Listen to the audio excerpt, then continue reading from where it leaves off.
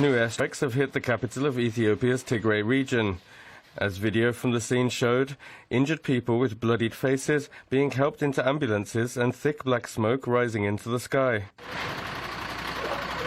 The Ethiopian government said the airstrikes targeted facilities at the Mesfin industrial engineering site that Tigray forces use to make and repair heavy weapons, and that civilians were not the target.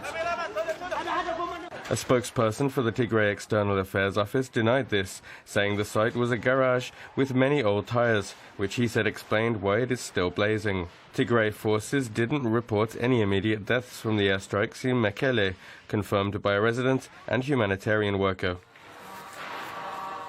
The attack came 2 days after Ethiopia's Air Force confirmed airstrikes in Mekelle that a witness said killed 3 children. The Air Force said communications towers and equipment were attacked.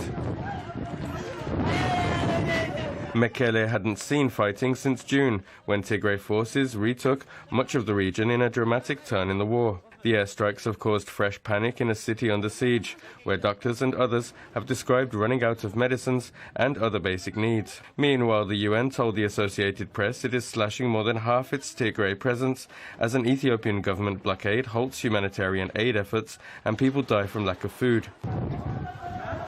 The war in Africa's second most populous country has ground on for nearly a year between Ethiopian and allied forces and the Tigray ones, who long dominated the national government before a falling out with Prime Minister Abiy Ahmed, the 2019 Nobel Peace Prize winner.